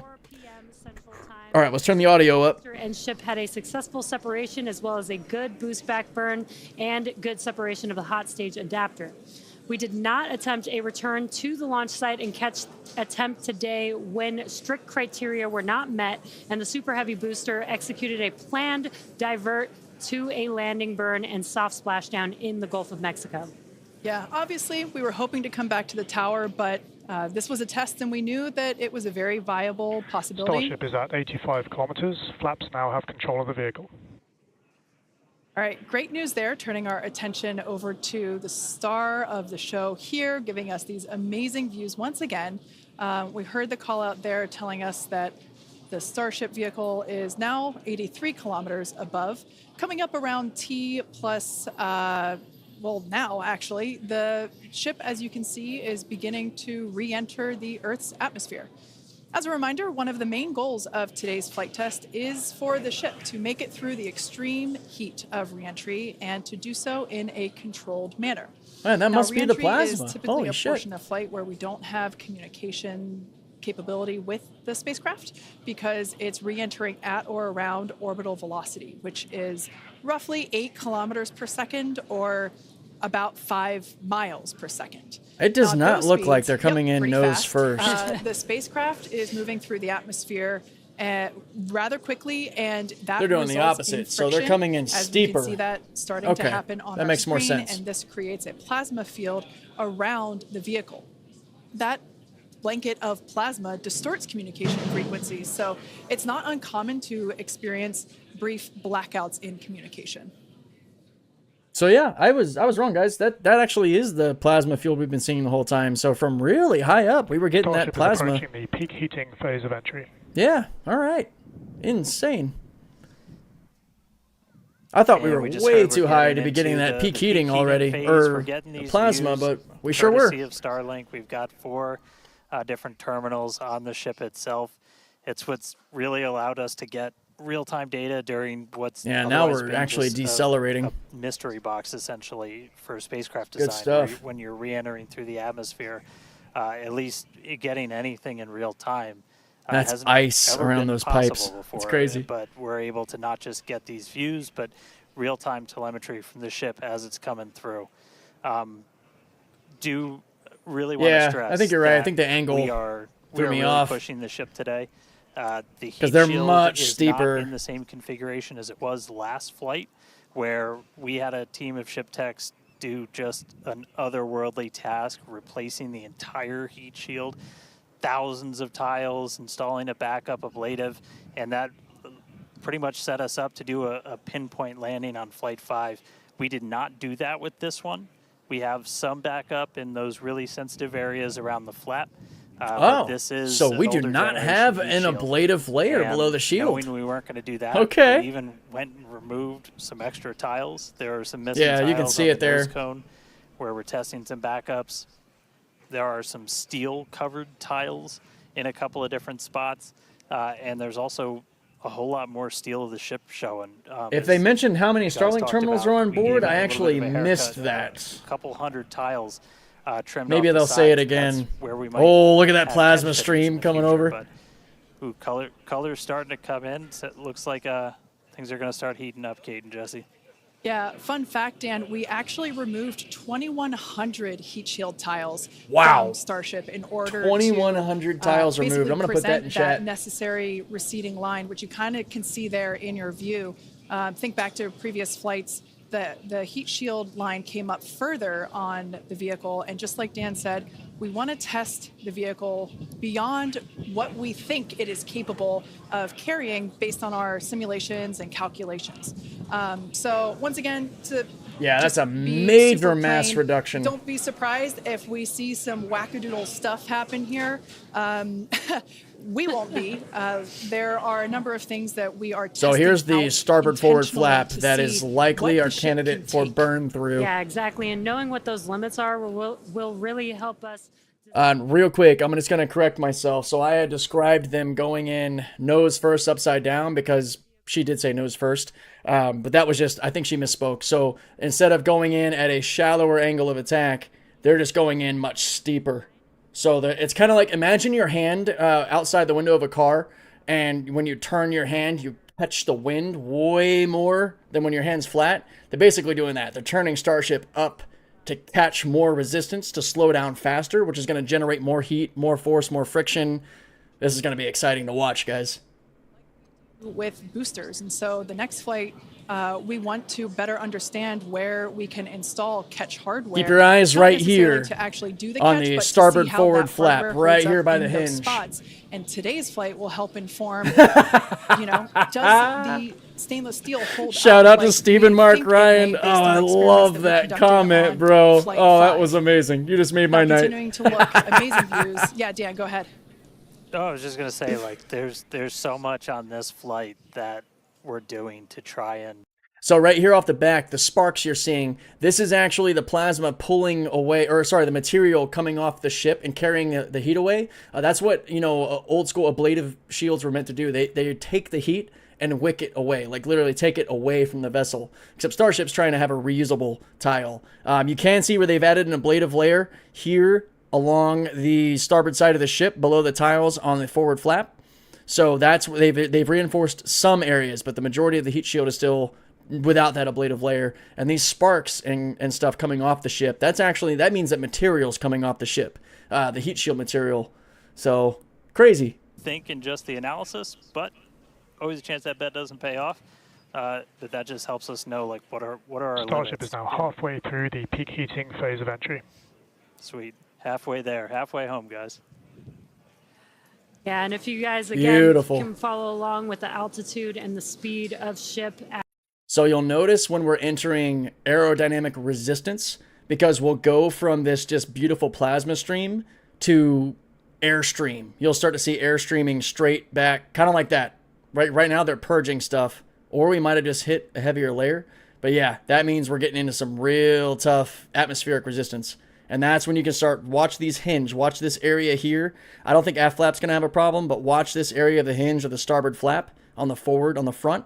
That's where we've had our issues. Once again, and splash down in the ocean. Right Exactly. here. Like we've been saying. Okay, so I think they were purging. So beyond yeah. the Oh, port perceived side. limits That's of the port aft vehicle. flap, the rear of the ship. We want to go learn more about the ship, and this is a great opportunity to do that. So really pushing the flight hardware in a flight environment. Yeah, and you can see the to help hinge inform work these there. Oh, future it's gone. designs. As we've mentioned, it has a different heat shield. This heat shield is not the same generation as what we flew last time. This one is one generation older. So we are also testing out new secondary thermal protection materials. So basically, like if the heat shield isn't in this one spot, can this other material protect the metal is the thinking there. I don't know if it's just me or Also if it's camera checking out lensing the ship's issues, but structural this looks like it's strength starting to in those crinkle areas over where here. We're looking to It add looks that wrinkly. ship catch hardware just to see if Might just it be survives reflections. entry. So yeah, as we've been saying, we've done a lot of Wild. calculations and simulations. This view right here is super cool. This is looking out from the aft engine bay, basically at the bottom of Starship. Then on the center left-hand Let's go. panel, Here we go, if you here we will, go. We're getting have into one atmosphere. of the forward Starship flat. 'Cause we're starting to flaps, see the one flaps aerodynamic located streaming at the just a little top bit. of the vehicle. Underneath that is one of the aft end flaps, like the one that we see in the main picture there on the right-hand side of your screen. Now these views, They're purging as again. the That's vehicle likely a continues to nitrous enter the purge. Earth's atmosphere, Or just drawing a attitude crowd control, once again maybe? here at SpaceX and Hawthorne as folks tune in. This is what as I'm the watching. Mission continues. I want to see on. what happens Now, right the here. next event that we have coming up, we should hear the call out that the vehicle is transonic around T plus 1 hour and 2 minutes or so. That means that the vehicle is traveling near the speed of sound. We say near the speed of sound because there are certain parts of the vehicle where airflow is going faster and other parts where it's going slower. So it kind of teeters there on the brink of the speed of sound. So once we have equal flow on all parts, then we'll hear it's subsonic. Yeah, and Oh, and almost real quick, almost a reverse of, I'm sorry, Jesse, almost a reverse of before. We see the Earth starting to come into view. We've got sunrise there over the Indian Ocean. So this is going to look different from. This any is of going to the look re-entries awesome, we've had guys, because before. we're going to have And daylight specifically, re-entry. so, like, Let's we have go. as much daylight as possible to see how ship does this. Over to you, Jesse. Sorry about that. Dan, great minds think alike. That's exactly what I was going to point out, is that we're getting a lot clearer view of the Earth in the background with the different temperatures that we're seeing, with the different colors of that plasma around the ship, which is really, really cool to see. Again, we are pushing the limits of ship today, but so far everything is looking pretty nominal. Yeah. We'll see how the next few minutes Starlink goes. connection Yeah. struggling Like this we've said time a little before, bit. Don't be surprised if this A lot is of not artifacting. Oh, here we entirely go. smooth Here we go, sailing guys. all We're the starting way to get down bleed through or burn the through. ocean surface. Right here. Similar to Flight 5, we are targeting the Right same splashdown there. location in the Indian Ocean, but we are not expecting to recover the Aerodynamic vehicle. forces are heating up, and Right, that and starboard we're getting flap some is glimpses starting to of the feel it. flaps. The flaps so far are looking pretty good. We're not seeing any burn through there. Oh, we are. She's missing it. It's right here. We're getting burned through. Area there. That's Maybe good not yet news burned for us for through, but now. we're definitely- Again, it's getting the hot. next You can few actually minutes see could it. change as we continuously push those limits. Yeah, right? Yeah, once We're already in the we future. slow Look at that down beautiful shot of a little Earth. bit, once we're subsonic, essentially, so I think that's about 1,200. Bring this volume down a little kilometers bit. an hour.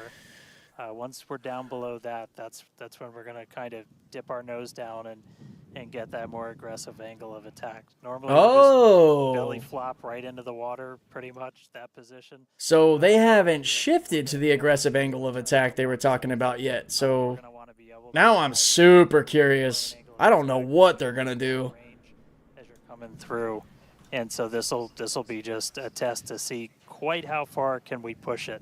And obviously we're going to do these kind of tests way out here in super remote areas before you ever try to bring a ship back to a place like Starbase. Starship remains on a good entry trajectory. External temperatures are coming down. Interesting. All right, great news there. That tells us that we are through the phase of peak heating. Now, we're through peak heating, plasma style, or plasma-wise, rather, but we're not through peak reentry forces, because now we're about to hit the real atmosphere. Yeah, and you can... Oh, that forward flap is already starting to catch. Let's see what they're saying. Australia, we can see. Look at these that. beautiful Starboard views forward of flap planet Earth is burning through the coming in. top. Yeah, this is very different, where we had nighttime views of We might lose the this ship flap. as it was re-entering, and now we've got daylight. It is about an hour or so 'Cause after they're about to- sunrise there in the Indian Ocean. So They're about to turn up the pressure on this thing with an impressive angle of attack, or a more intense one. That... Oh, man, that flap is hurting. We have, which is very beneficial for us to visually see anything and try and correlate that to any of the sensors or data that we have. I wonder if they'll push Starship to explosion to test the max amount of whatever it can take. That sounds like it is the case this time, my man. I think that's what they said. They're going to go in hard and probably blow it up, testing just how much it can handle to get the upper limit of what this technology can handle in its current state. Cameras and assets out there that are watching. That forward flap's already burning through. With this visual story that is That's not good. And as we It's get okay, down though. We a can little expect bit to lose this lower, vehicle, the honestly. Raptor engines are in their chill phase right now, so just essentially getting them primed to turn on. We're going to use those 3 center engines to do a landing flip and then a landing burn. So we'll come down kind of in that slightly pointed down belly flop and then fire off those engines to flip us around and then do that final landing burn. That should be coming up in just a little over, just under 5 minutes from now. And then hopefully we start hearing some call outs on transonic and subsonic as we slow down. Again, once you hear Starship as subsonic, keep a close eye on the flaps. They're going to be working overtime essentially to maintain control of the ship as we get a little more. This is so misleading because it looks like we've already gone through the hardest part because it's not nighttime. That forward flap is, man, smoldering hot. That we are beginning. Starship has passed maximum entry dynamic pressure. Wow. All right, great call out there. But we can see on this What? that we do have some heating there. On that looks like We one of the passed forward max flaps on Q? I was Starship. just thinking that This because is the to be pressure had gone expected. down. We knew that the vehicle would perform differently than what we had seen on Flight 5. This is actually really good data because it tells us what parts of the vehicle at this. So I think their steeper angle of attack slowed them down way faster and avoided a prolonged burn through because, I mean, I don't want to get ahead of myself, but I think we're through the worst of it. And all we did was get real hot here and real hot in the front, but we didn't actually have burn through like I thought we would. Again, it is important to note when we start seeing that through the ship's descent as well. So like Kate was saying, we're getting some really good data here. It looks like the other flaps are doing a little better than the one that has a little burn through, which is some good news. Again, constantly watching. We've got a couple minutes until we're expecting to make it all the way back down to Earth. Yeah, we'll see, man. This is pretty crazy. Exactly. And like we said before, we're still 30 kilometers up. We are not expecting to recover the ship, although that would be great. It'd be a nice bonus if it happened, but it's not really. You can in see our the rainbow expectations streaking today. effects on the side we from really that wanna push really the hot hardware, as we've been plasma that saying, altered the color But really, the of the telemetry steel. and the data That's awesome. and the video that we receive all the way to the end. Man, is this truly what we're steep looking angle of for, and attack will might help have been the inform way. The future designs of this vehicle. Because we're yeah. We could see it's- some flap movement as the camera is moving around. That's what you're seeing there is the flaps adjusting. And we have a camera on one of the flaps there this is the view that you're Wow. seeing there. I love being proven and you can wrong. Also see the That's graphic incredible. In the bottom, Starship is slowing down past Mach 1.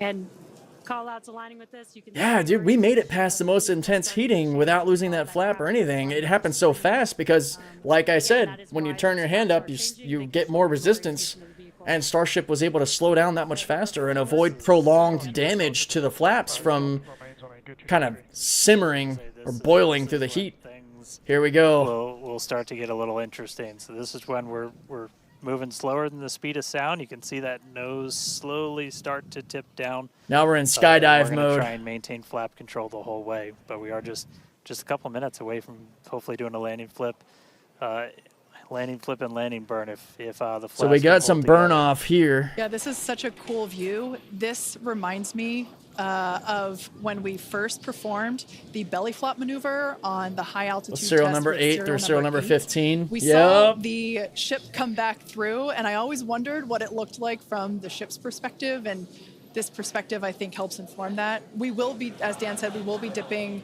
down a little further and really be flying nose first. This higher angle of attack, you know, we're intentionally doing it to stress those aft flaps, and that will help inform the limits of flap control in order to collect data for future landing profiles.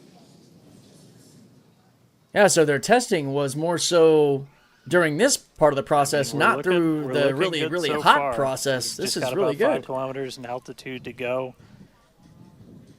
We'll ignite the engines when we're still just a couple hundred meters over the ground. Do that. They're for not that gonna first lose the landing. flaps here. 5 kilometers altitude remains on a good trajectory.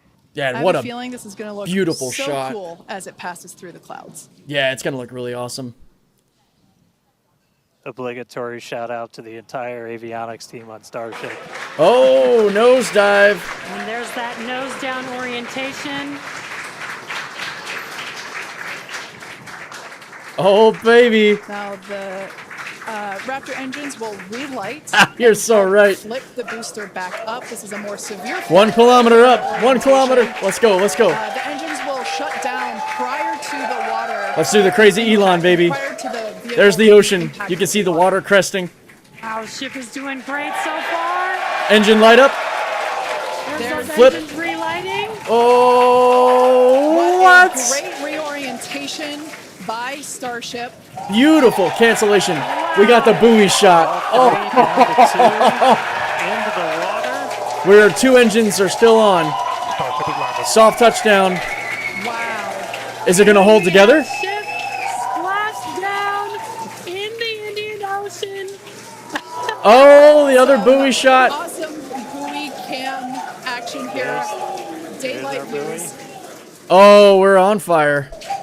Did it break apart? Incredible.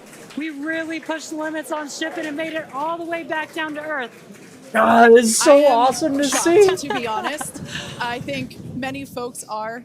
The fact I mean, I'm that not really it survived surprised. all the This way thing is through extremely while durable. Flying a lesser gen heat shield is just absolutely incredible. And, So their steeper angle of turns out attack the vehicle had more slowed them capability down than our faster, calculations which is predicted, freaking and amazing, that is why which allowed it's for like the forward flaps to survive, completely contrary to what I thought was going to happen.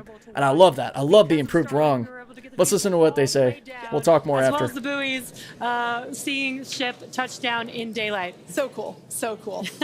Now we want to, unfortunately, wrap up the show. Yeah, exactly. We'll say congratulations to our teammates at SpaceX and to everyone who supported the Starship Yeah. program. And thank you to all of our future customers for your support. We'd also like to thank the people of Cameron County, Texas, as well as the Coast Guard, the Federal Aviation Administration, the Government of Mexico, and the Australian Space Agency. Now, be sure to